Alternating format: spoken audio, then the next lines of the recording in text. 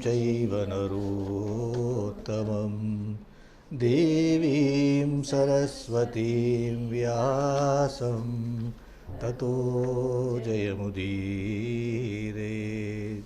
We were discussing the reply given, we saw the reply given by Rama to Vali, and then we were looking at it, has its questions been answered? We saw in detail one or two. I was thinking of going into detail about all the rest, then this has been a battle in my mind as to how to approach this, then I said I wouldn't do that. We'll do it quickly and then I'll move on to the next part of the same thing and I'll say what that is very quickly. So what are the questions that he had asked? If we just summarize, he had said, he had asked, I mean, he had some, in much greater detail he had asked, we are just trying to put this in a short form. He had said, what great virtue did you display on killing me? Someone who was not battling with you, who was looking away, who was not even knowing that you were there looking in another direction. What Rajadharma have you learnt? What is the Rajadharma you have learnt and practiced? And are you not a crook who is putting on a mask of a saint? When I did no harm to you, I did no harm to your affairs or to your kingdom, why on earth did you kill me? And what on earth do you have against me? I am merely an animal who lives on roots and fruits. Why would you want to do this to me? What did you want from me? Land, gold, silver? What is it that made you attack me? What kind of a king do you have? Are you that you have no consistency of conduct? You just go by the whims and fancies of your mind. How on earth are you going to defend your action in an assembly of good people? The only language that you seem to know is the language of the arrows. And then he had couched in a different way, but very much having that charge. He had said that there are certain offences for which death is punishable offence. For example, the killing of a king or the killing of a brahmana or the killing of a cow, etc. So all this, etc. So he said, what did I do? In the sense also the charge was that you have killed the king. I am king. So therefore you should be put to death. You should go to hell by dharma, so to say. And he had said, listen, I am not a fine-aged species that can be eaten or etc. There is no use for me. I mean, not for hair, not my skin, not my bones, not my meat. And then he had countered again. He said, you should have come to me. You could have come to me. I would have got you Sita in one day. I would have got Ravana by the scruff of the neck and brought him and put him in front of you alive. I would have brought him. And then last but not least, he again says, so how on earth are you going to justify your act? And he had called him all sorts of names in the process. He had abused him. You are a treacherous man, you are this, that, all sorts of names. We saw that. And in some sense, we saw the reply and we went through some analysis of that. More details are there. If you want, I can share with you later. But fundamentally, the position that Rama has made answers each and every one of what he has said. He said, the offence that you have committed has got by Shastra, it has the punishment of death. I am, my role is for the administration of this Shastra law in this country. Bharata is the king, I represent him, his rule here. You can do that. You do not have to, it is not a question of you are doing any harm to me, my affairs or my kingdom. It is a question of me handing out the due punishment as per the law of the land. It is not a question of my not doing as per my whims and fancies, or that I have no consistency, or I do not know Rajadharma. On the contrary, these are the laws of Manu, which I have taken, which I have to be true to.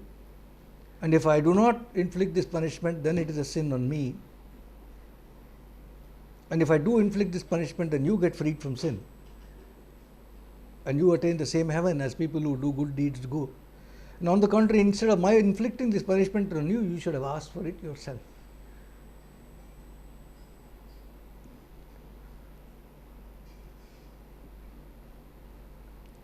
And so it is not a question of, no, it is my duty that has driven me to do what is to be done. We are not free agents. I cannot take a call on this.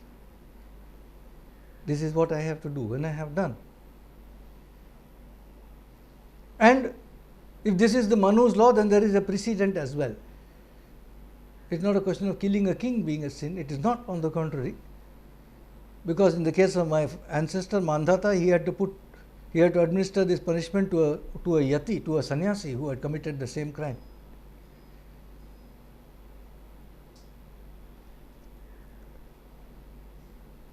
So the fact that you are a king does not, in the eyes of reasoned judgment, doesn't make you immune from this law.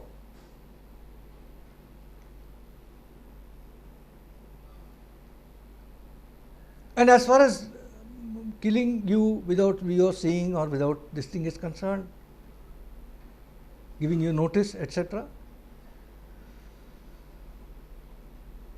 the king it is that chooses the method of inflicting or giving the punishment, not the convict.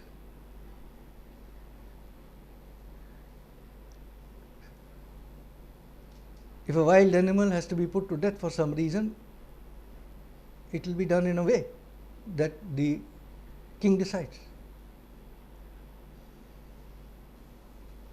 There is no reason why one should fight with you for this matter. And if you say you are an animal, then to hunt wild animals is no sin, and even Rajarshis do it. And how? By laying traps, by not giving them, by killing them unnoticed, etc., everything is allowed.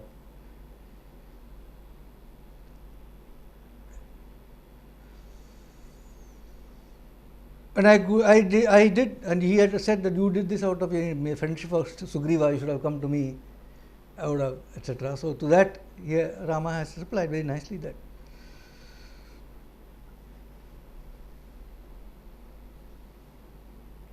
he's talked about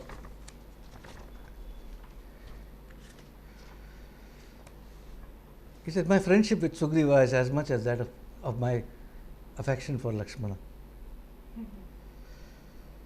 And I have promised him in the presence of other monkeys that I would put you to death. How can a pledge that I have made to him go unhonored? How is it possible? There was a little bit of elaboration on this point that I wanted to do. I'll do that to some extent. See, remember that when we saw the initial meetings, the conversation, the test, the showing of the jewelry, etc., of Sita, we saw the friendship pledge that they had taken around the fire and all that stuff. And Sugriva had said that Tvayam vayasyosi me hridyo ekam dukkham sukham janau. You are a friend after my own heart, and from now on, your happiness, your sorrows, my happiness, my sorrow, my happiness, my sorrows, your happiness, your sorrow. We are one of heart. After the friendship pledge. And then he had told him about all this problem with Vali, etc. And then Rama had spontaneously said, I'll put him to death.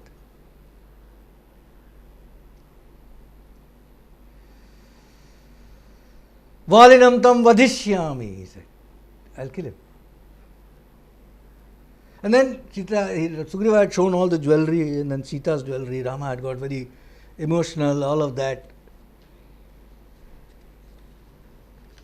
And Sugriva said it's my greatest good fortune that I have you as friend. And he had also gently said that I am also a friend who will be very worthy of you, all that he saw. And he had said that beautiful statement about what is friendship. He said, Adhyo va pidaridro va dukkhitas sukhitopi va nirdosho va sadosho va vayasya paramagati.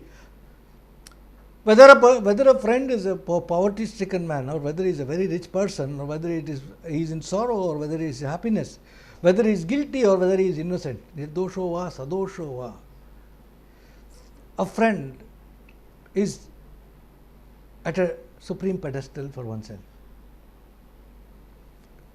And for that friend, irrespective of all this, dhanatyaga, sukhatyaga, dehatyaga,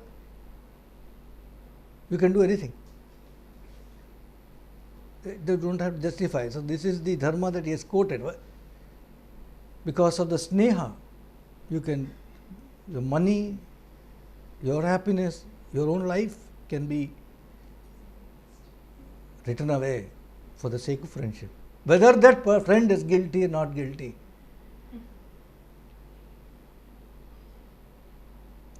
And Rama had replied, that is indeed so. Ramo vigravan dharma.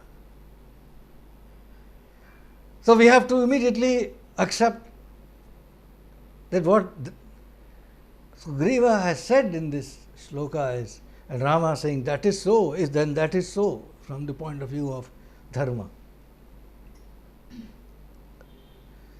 So this dharma is a very subtle thing, it's a sukshma thing. There is a dharma that you have for your friend, mitra dharma.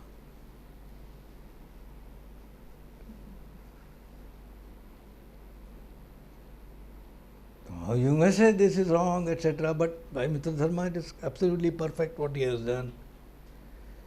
And dharma is the only thing that allows a win-win to two people fighting to kill each other. There is a win-win, whoever wins.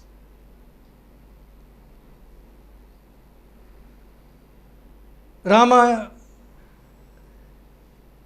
on the one hand, for the implementation of the Raja Dharma, on the other hand, for the implementation of the Mitra Dharma, if you may take, he is putting Rali to death, that stick. Rama punishes the wrongdoer, so right, that's fine. Vali, by undergoing that royal punishment, attains freedom from sin and heaven, so that's good. So he is one, everybody is one. So that's dharma. When dharma is implemented properly, then there is perfect order.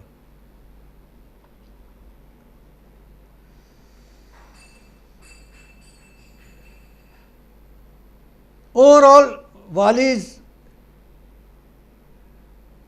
So we'll come back to this question. So there is no question of coming to Vali for this help in this matter. The Mitra Dharma has already dictated what needs to be done.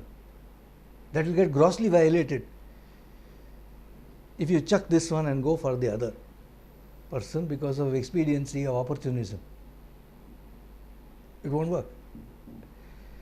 We'll come to that a little bit more. Now, so overall Vali's accusations on Rama, as to why he was killed and the manner of attack, etc., he has been answered by Rama.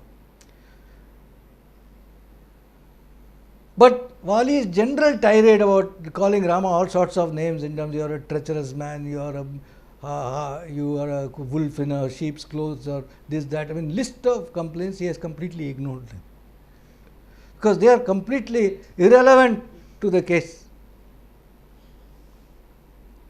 That you can say what you want. We are not here to defend that. Whether to kill you was right, answered. The manner to kill you was right, answered.